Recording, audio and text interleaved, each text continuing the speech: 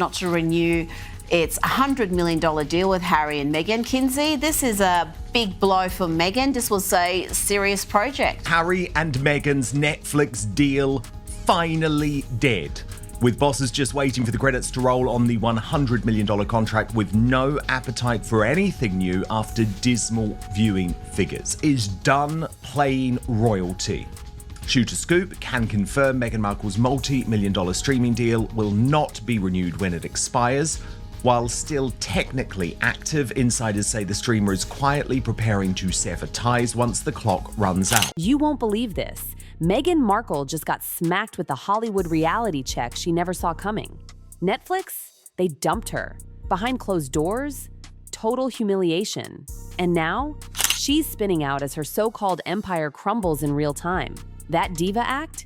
Oh, honey, it finally caught up with her. Dollar deal with Netflix is scrapped in yet another huge loss of revenue for the couple who are possibly about as popular as Acme. It was never supposed to play out like this. Meghan's Hollywood redemption arc was meant to be her glittering comeback. She was royalty reborn, the Duchess turned content queen, sitting pretty on a $100 million Netflix throne. But somewhere between all that PR sparkle and the actual production deadlines, the fairy tale turned into a full-blown disaster. And Netflix? They'd had enough. Ted Sarandos slammed the book shut. No sequel, no soft goodbye. Just done. Still going to leave the fake Duke and Duchess on the poverty line, which is why this is so... For months, whispers floated through Netflix HQ. The deal was on life support. With Love Meghan was tanking. MEV viewership, icy reviews. Nobody was buying it. Sigh of relief from the royal family in that there's no more of these documentaries. Yeah. I think there's a sigh of relief from viewers. And when the end came, brutal. No PR sugarcoating, no gentle fade out. Netflix killed the deal, and Meghan's untouchable status went up in flames, publicly. Letting it expire without drama, one senior Netflix exec reveals, but there's no appetite for anything new. And if Netflix thought cutting her loose was the end of it, they didn't know Meghan. The moment she found out, she didn't hide away. Oh no, she exploded. Insiders say it wasn't a professional reaction. It was a royal-level meltdown that deserved its own Emmy. 383 in Netflix's global rankings, far below expectations. She had everything going for her. No PR rep. No calm Zoom call. Meghan marched into Netflix's fancy LA headquarters like she was storming Buckingham Palace to reclaim her crown. No press photos. They snuck her in through a back door to avoid a scene outside. But inside? Pure chaos. £100 million over 5 years for any more. I mean, I think the issue is, I think both sides wanted to move away. I think the Sussexes want to move in a different direction. Staffers swear she demanded face-to-face time with Ted Sarandos and Greg Peters. No middlemen. And when they didn't give her the answers she wanted, oh, she blew. We're talking tears, raised voices, finger-pointing. One employee called it volatile. But come on, it was a diva detonation. And the numbers were dismal. A source says the streamer had previously teased a second season, but insiders clarify the footage was filmed alongside season 1 as a cost-saving strategy. She accused Netflix of sabotaging her image, of quitting on her too soon, of being threatened by her vision. And she pulled every card she had: gender, race, motherhood, global influence, anything to guilt-trip her way back into power. She painted herself as the visionary silenced by the big bad corporation. Renewal. The insider says it was baked in from the start. But here's the tea. Netflix didn't end this deal over creative differences. No. The real reason? Chaos. Tantrums. A set so toxic it could sour oat milk. Behind that polished public persona was a storm of walkouts, power plays, and meltdowns that had Netflix execs gritting their teeth for months. Was by the first series, the documentary, although they made a lot of money, the damage caused by that has been really, really difficult for them to get over. While Meghan was crying betrayal and bias, the truth, she'd become unmanageable. Producers were exhausted, crew members were quitting mid-project. With Love, Meghan wasn't heartwarming. It was high-maintenance hell.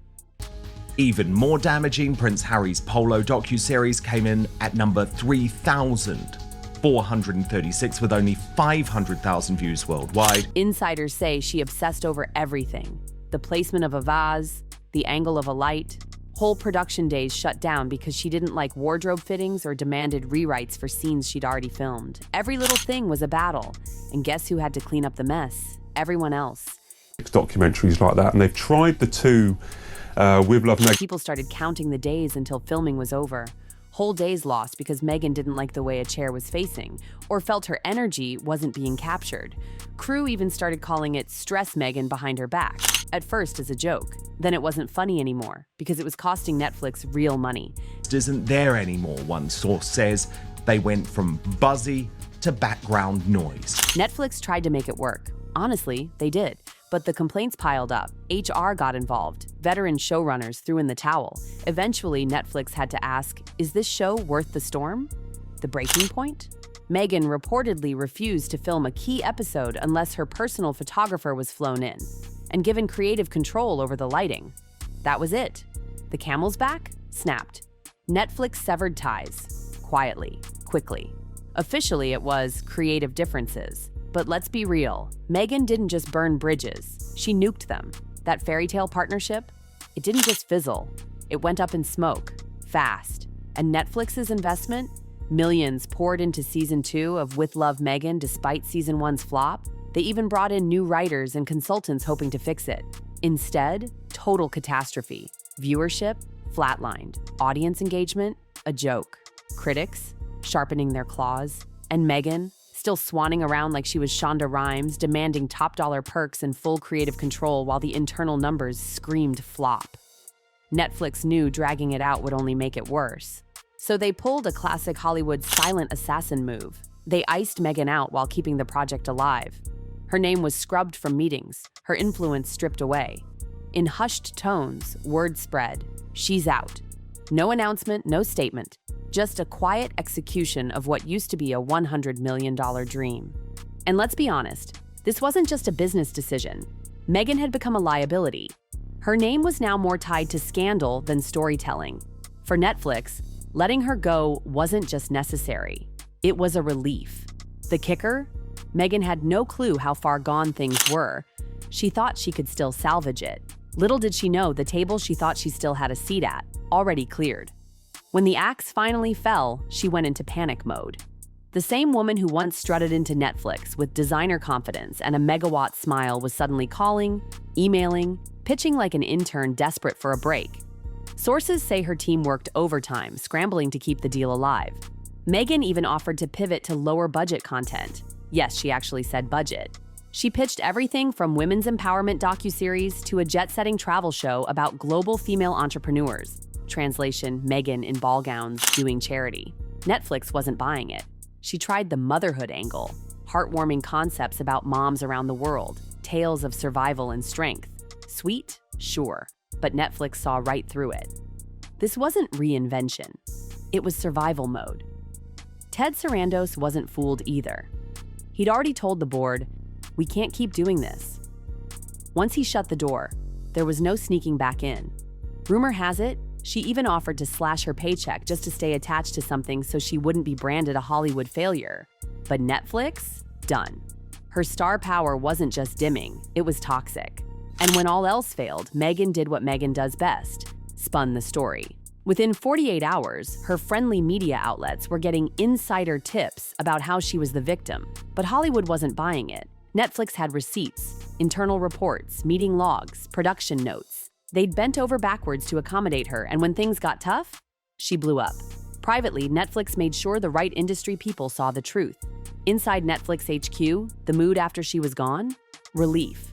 One exec allegedly said, it's not bias if she drove half the crew to quit. Even Meghan's inner circle started going quiet. No A-listers defending her, no hashtags, just silence.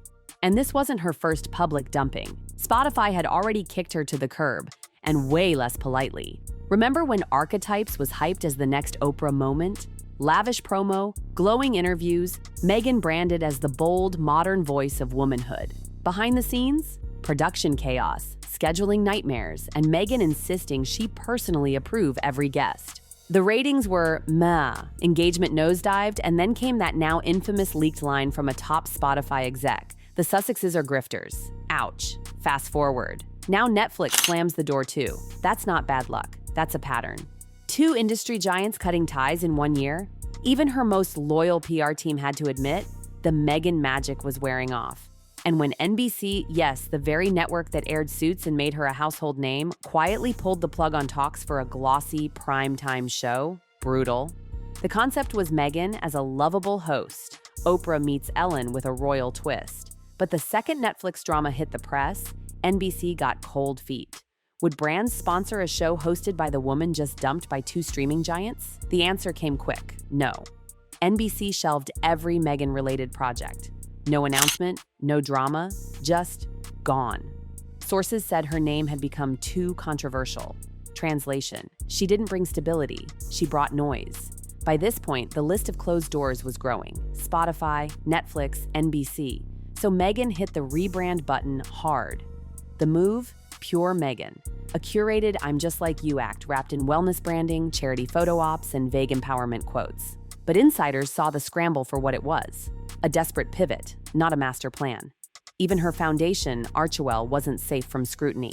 It had been announced with royal fanfare, pitched as a modern force for global good. The reality? Chaotic management, constant staff turnover, big promises with little follow-through, and tax filings showing millions raised but very little donated. The media arm, meant to pump out Netflix shows, Spotify podcasts, documentaries, was a ghost town. Once the golden girl of the royals, Meghan was now watching donors drift away and brands quietly distance themselves. Even the same Hollywood elite who toasted her wedding were avoiding her events. And then came the whispers. Meghan might be planning a soft return to the royals. Yep, the very institution she accused of silencing her. Insiders claim her team's been testing the waters. PR pieces about reconciliation, nods to the Queen's legacy, whispers of family healing. Not for love, not for nostalgia, for optics. The strategy? Recast herself as the bridge builder, the Duchess who left, saw the dark side of fame, and now wants to reconnect for the greater good. The timing? Convenient, right after her Hollywood collapse. But if you think she'd just waltz back to Sandringham with fruitcake, think again. Any return would be calculated. Charity events here, mental health causes there, all perfectly staged. Sources say Harry isn't on board with the royal crawlback. But Meghan? Relentless. One insider even claims she's nudged Harry toward publicly reconciling with Prince William. Imagine that photo op. And here's the irony. After all the palace bashing, Meghan might now need the royals more than they ever needed her. Her final move? Still unclear. Another podcast? A new book? Full rebrand? One thing's certain. The Duchess, who once commanded global attention, is now facing the nightmare she never prepared for: irrelevance. And in Hollywood, that's the one ending you can't spin